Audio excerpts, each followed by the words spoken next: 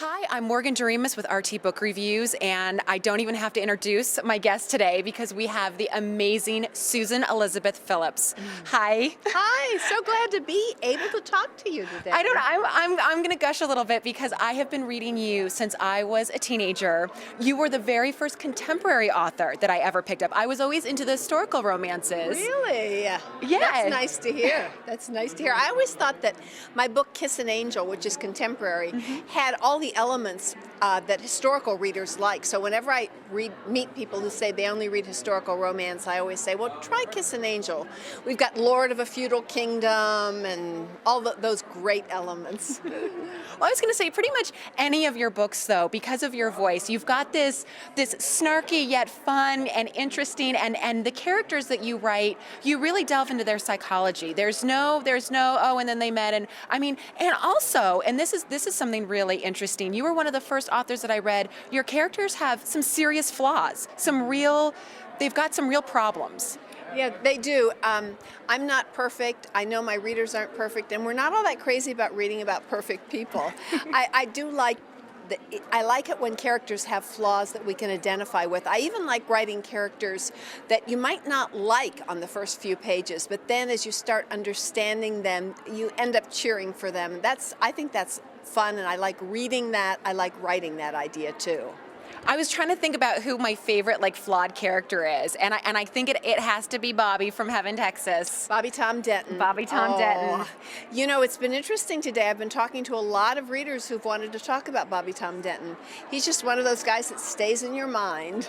Because he's got this charming exterior because he kind of protects his on the inside because he's got a lot of issues that he's dealing with, particularly with his family. Right. And so he's very protected, but on the outside he's got this veneer of I'm just a good old boy kind of thing. And then you start getting deeper into him, and there's just so much more to him. I think, at least for me, that's what I love. I think we find that too in my book Natural Born Charmer with Dean Robillard. He is the charmer, but there is a lot going on beneath that surface, and that's fun to write too. Yeah. Well, we're in Chicago. We're here at the RT Booklovers Convention in Chicago, your stomping grounds. And so you know, of course, what my next question is going to be, the Chicago Stars. Are we going to get another Chicago Stars book? I always say with every Chicago Stars book that this is the last Chicago Stars book.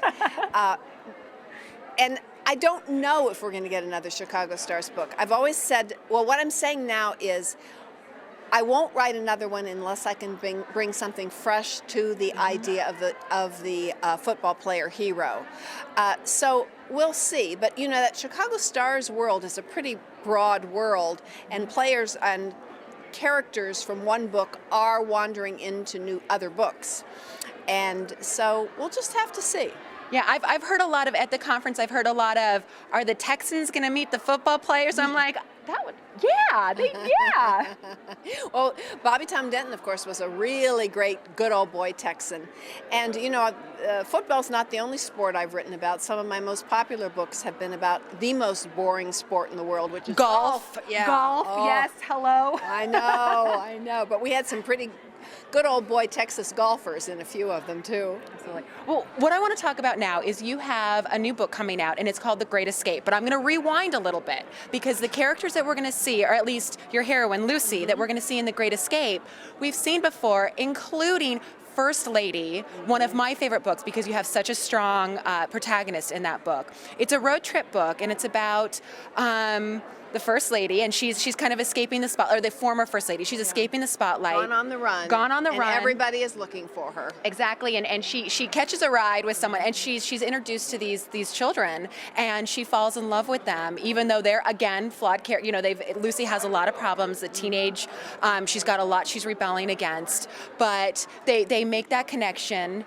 She ends up adopting Lucy, so Lucy grows up in the White House. Lucy grows up. Lucy's 14 when she meets Neely Case, who becomes President Cornelia Case Jorrick. It takes me a while to get to those names. Jorrick. And so we don't see Lucy again we know that she's in the White House, or she's with her mother. But in Call Me Irresistible, which was my last hardcover, we see a grown-up Lucy. And she is done everything she can to repay her family for adopting her by being as perfect as she can be. And she's getting ready in Call Me Irresistible to marry the perfect man, Ted Bodine. Teddy Bodine, possibly one of the greatest heroes out there, because we also got to see him grow up. We got to see him grow up over the course of 2 other books. But by the end of chapter 2 in Call Me Irresistible, Lucy flees her wedding, she flees the perfect man, and we never see her again. So we have a runaway bride. I had to know what Lucy's story was. I knew that readers were going to want to know her story.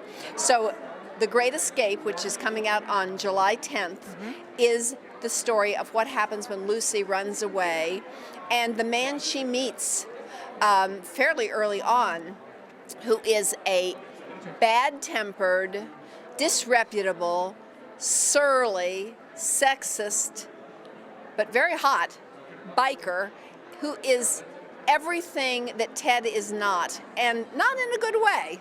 And you don't mean biker bicyclist, you mean like biker motorcycle, the leather, everything. Well, we see him that way, but who is he really? That's the question. Yes. That's the question. Well, another thing, and as excited as we are about getting that romance, there's also another aspect to these books, both Call Me Irresistible and The Great Escape, and that has to do with the friendships, the female friendships. Can you talk a little bit about that and why you really bring that also to the forefront in your novels?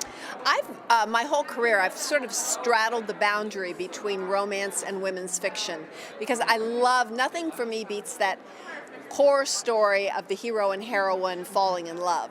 But I also love the extended story. I love writing about female friendships. I love writing about community. I love writing about family, the bigger issues. So those always are going to come into the books too.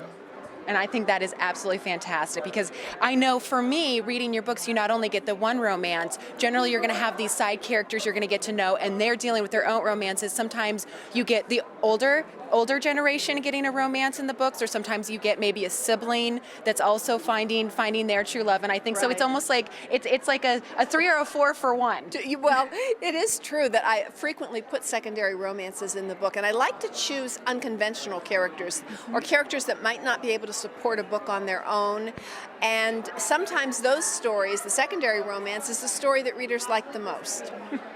Well, so this book, The Great Escape, everyone should go out and get it, July releasing. Now, this is the second road trip book with Lucy, because Lucy, of course, first in First Lady was on a road trip. Right, she does another road trip. Tell me about an experience that you have for a road trip that you used maybe for these stories. I grew up with parents who had wanderlust and no money. And so they used to, my mother and father would pack us in the car, and we started out with an old army tarp that my father would put up as a tent every summer. So we would go on these vacations and spend a lot of time on the road doing that. And I have very fond memories of being closed up for 5-6 hours at a time in a car with both parents smoking cigarettes. But so many of us in my age group have that kind of memory. But I've always loved the idea of the road trip. And although The Great Escape does have a road trip in it, we also are going to visit an island in that book. I'm not sure. Have we ever done that before in one of your stories? I'm not sure if we have. No, we haven't, but I've wanted to write a book set on an island for a long time, and so this was a chance to do it.